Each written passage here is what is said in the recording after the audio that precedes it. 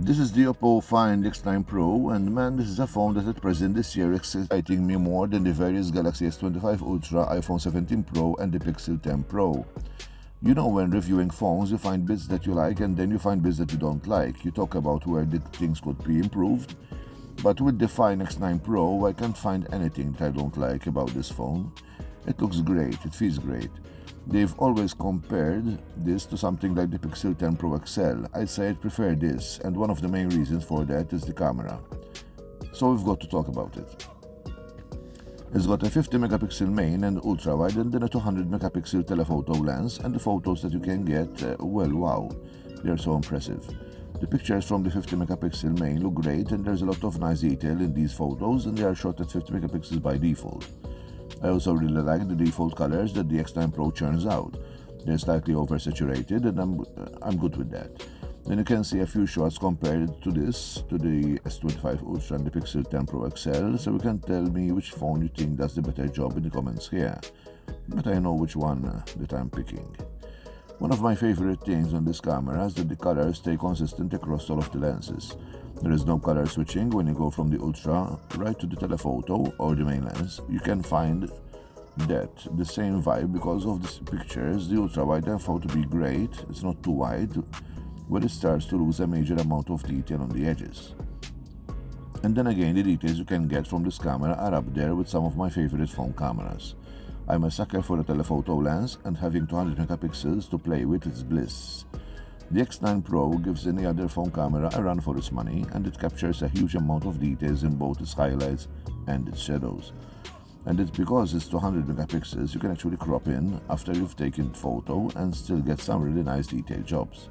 Honestly, I have taken so many photos on this lens that this video could just be a 60-minute long slideshow. Usually photos on the telephoto lens, they start and end with the camera that's on the phone, but not this year. Because Oppo wanted to do one better, and what they gave the Find X9 was an actual physical extender lens. You do have to pick this up, sadly, it doesn't come with the phone, but if you do pick this up, what you can do is get even closer with 10 times, 20 times and 40 times zoom. And the photos from this, well, they look unreal. They are so impressive with the detail you can get on this, and it might not actually be practical to use this lens all of the time, but when you actually do, take the phone out with the intention to take photos on this lens, and you can attach the lens directly to the phone. So instead you need to use a case. The Oppo provides you when you get the telephoto extender with the case, but all in all, it takes maybe 10 seconds to get this on. And it just snaps onto the phone just like a regular camera lens would, and then you are good to go. I mentioned this before, but one of my favorite parts of the X9 Pro is its consistency across all lenses, from 0.5 all the way up to 40 times.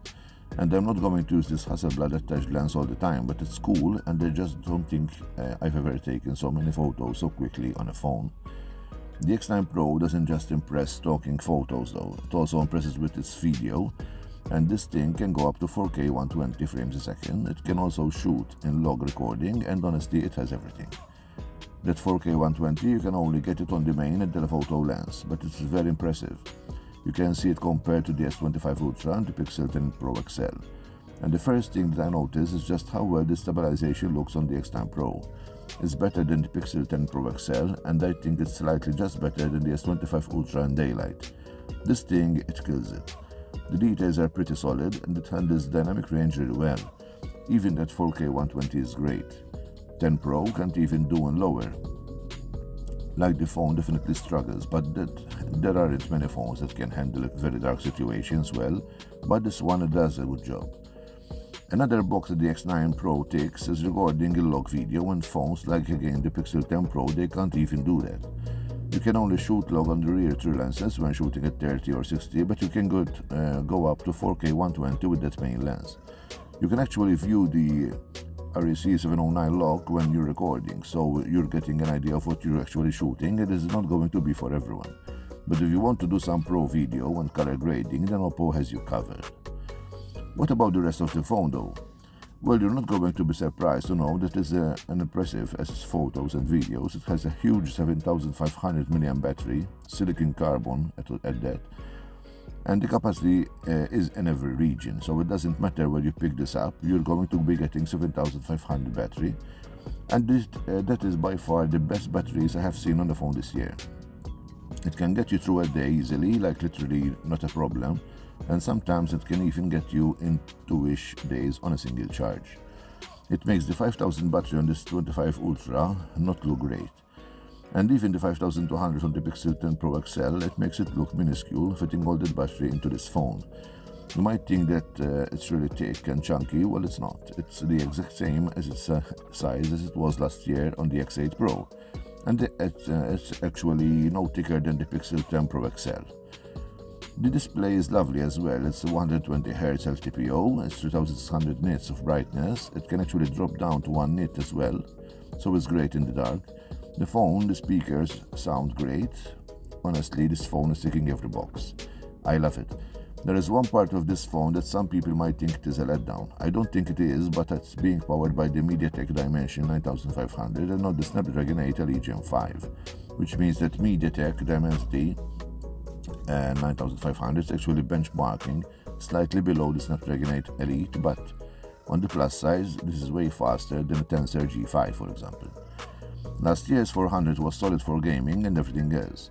Should expect that the 9500 only builds on that, and it handles everything you could throw on this phone. AI tasks are pretty quick, the phone stays cool when gaming, so you get some pretty solid performance.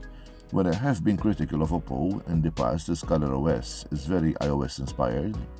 Let's say you can connect to your Mac and transfer files. You can kind of airdrop to an iPhone, and it is the first Android phone outside of China that you can connect your Apple Watch to. But that is something that is coming soon. Just look at ColorOS though. I'll be honest, I really like it. The animations are great, they are bouncy, there is some life to it. There is some nice customization for icons, and I love the flux thing that you can get in the video wallpapers. They're really cool. There is loads of AI built into this phone, as you'd expect, but one of the big pushes for Oppo is Mindspace.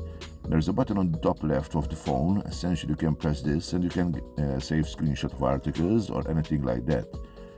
And it kind of reminds me a little bit of Nothing's Essential Space, where that is slightly different though. It's that you can actually ask Gemini to plan a trip for you based on notes or screenshots that you've made inside of Mindspace. And honestly, it's pretty cool.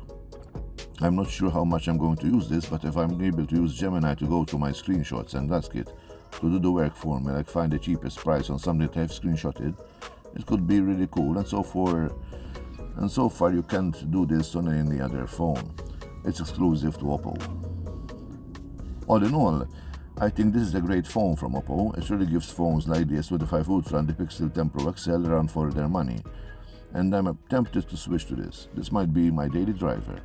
There isn't anything this phone doesn't give you. It's got a vapor chamber, it has 80-watt fast charging with 50-watt wireless charging, and it only comes in flight with 12 gigs of storage, and it goes toe-to-toe with those big boys.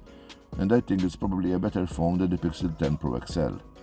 The problem is that this is not going to be available inside of the US, but it's going to be available in a lot of Europe. That's what Oppo have told us so far. Anyway, here's the thing. I don't actually know how much this is going to cost you, but it might be around $1,000. This is still a great deal. It gets 5 years of OS updates, which is not quite the 7 of Google and Samsung, but I still think it's pretty good. I'm really tempted to say that this might be the phone of the year from Oppo. It gives you everything. I can't think of something that is missing compared to this 25 Ultra, the Pixel 10 Pro XL, and even something like the iPhone. I think it's a really good phone. Well guys, let me know what you think in the comments below, and before you head off, why not hit the thumbs up and subscribe to my channel? It would help me a lot, and it comes free for you. And if you do that, then I'll see you in the next one. Till then, take good care of yourself and each other. See ya.